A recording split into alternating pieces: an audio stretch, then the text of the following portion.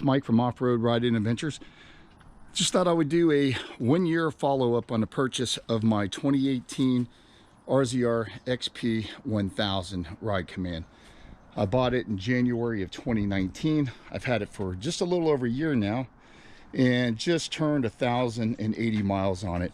Just got back riding from 4 days up in the Royal Blue TWRA area. So we'll take a quick look and I'll give you my thoughts on what I've added and how I like the machine so far.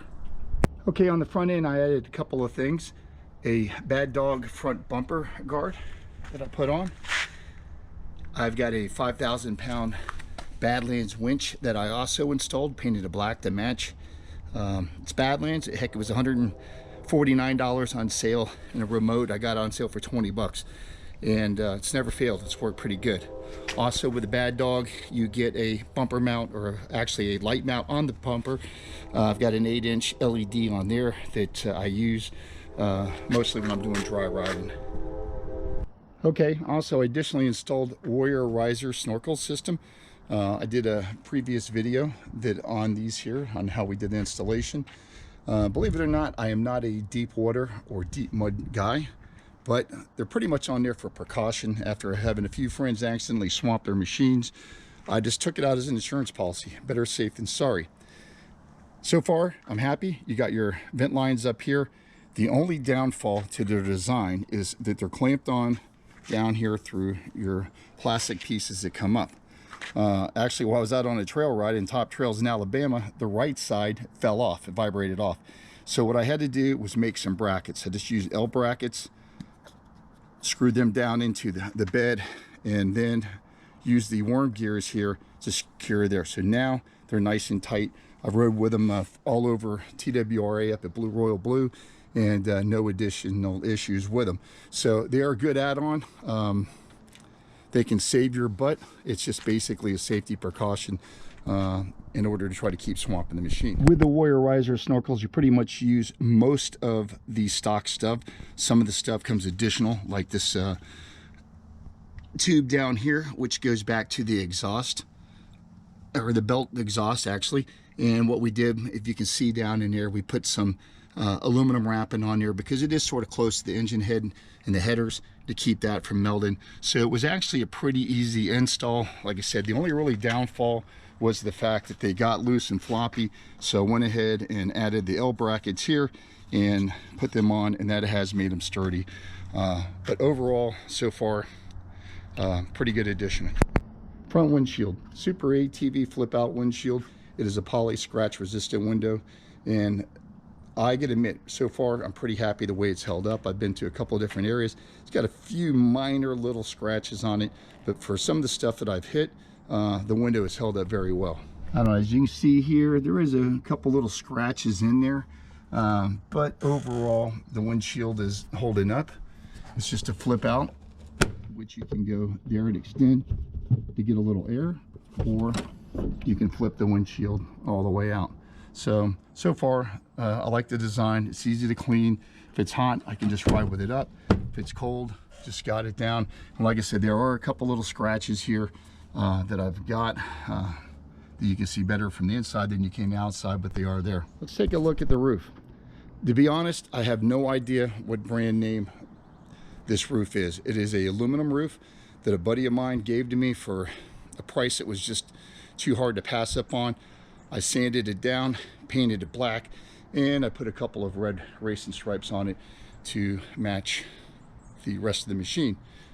On the top, I put a Blazer, I believe it's a 22-inch light bar on there from AutoZone, cheap light bar. I've had it on other machines and it works great. It's held up real well. Mounted my two-way radio system up here. This is a groundless antenna. So all I had to do is just attach the mounting bracket to the actual roof, and that's pretty much it. My two-way radio system. I went with the TYT TH8600 radio, basically because it is a waterproof radio. I run 3 of these. I've got one in my XP 1000.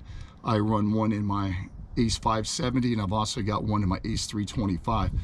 They work pretty well. Handheld keypad is mounted up top here. They get a pretty good distance, and like I said, the best thing about them, they're waterproof.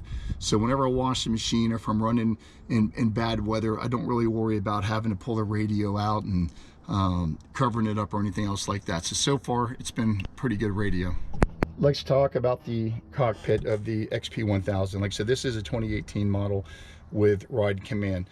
I really wasn't looking for a Ride Command, but this was a 2018 leftover, and it was such a good deal that it was just hard to beat as far as the machine goes.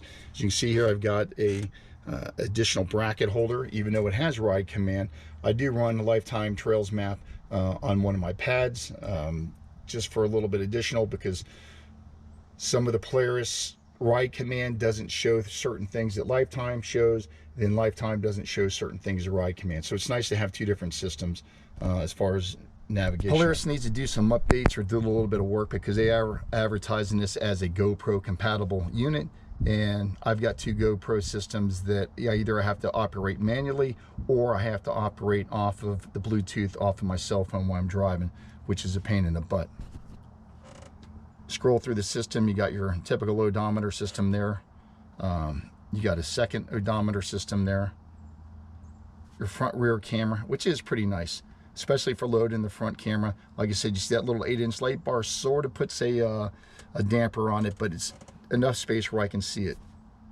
Flip over to the rear camera. One nice thing about the rear camera, if you noticed earlier, I don't have a rear view mirror, so if I got someone riding behind me, I'll just use the rear camera as my rear view mirror. This is your navigational system there, how it comes up. Your Bluetooth connections, your different radios. You can either do your typical radio station, or you can Bluetooth your music through there. The Ride Command door speakers, let's just call it as we see it. They're pure junk. Basically no bass at all in these systems. Pretty much sounds like you're listening to an old AM transistor radio. No matter what you do to adjust on the sound system, it's going to be a very tinny system with zero bass at all. So the speaker system is a little bit disappointing, to say the least. On a previous video, I showed how I installed the UTV Giant lower door inserts. They're holding up good. Pretty easy to install. Like I said, there was a video under Off-Road Riding Adventures on how I did the install with the Polaris Ride Command speakers. They've held up real well, and I've got to tell you, for $94, they work pretty well. Maybe a bit of a rattle every now and then, but that could be fixed by just putting a piece of rubber along there and there, which I just haven't done yet. The Polaris tree kickers. I also got these along with the deal that I bought the roof from my buddy, and they were really easy to install. I do have an earlier video on the installation on them. They've held up real well. As you can see, saved a little bit of the side there. So a good addition. That's from a Super ATV. As you can see, I removed the stock seat belts, which I believe are also garbage. So I went ahead and installed some red Pro Armor 4-point harnesses. Definitely makes things a little bit safer as far as riding. Really, the only thing left I've got to do is A-arms. I'm going to go with some high arched A-arms, because you can see that stock A-arm has a nice little arch that's not supposed to be there, and that is a result of the Widowmaker. As you can see, that one there's straight, that one there's got the arch. So pretty soon I will be adding some high arched A-arms on this machine. Okay, I just added the Super ATV high arched rear radius arms. I bent 2 of them on the lower side on the last trip to TWRA up around Royal Blue. They were pretty easy to install. They look good, so we'll see how they hold up. I still have to do the front one, since I have a lower A-arm that has been on the front. That's going to come at a later date. Okay, if you'll notice right now, I still got the stock 29-inch Bighorns on here. I just put them back on because we just went riding last week in some muddy conditions, so I put these on. I also do have some MSA 14-inch rims with some Rocktains that I will use on certain terrains. I'll switch the tires and wheels back and forth. But I found the Bighorns actually just seem to handle the mud a little bit better than the Rocktains. So that's why I'm using the bighorns on here right now. Okay, so that's a year into the ride, and that's pretty much my opinion. Next ride up is going to be down at Fat Daddy's ATV Park down in Waycross, Georgia. We're going to do that here in about another 2 weeks. Camping trip with the guys and riding trip. So looking forward to staying out and keep on riding. Hope everybody picked up a little something from the video as far as some of the accessories, or maybe some of the pros and cons with accessories, or the actual system.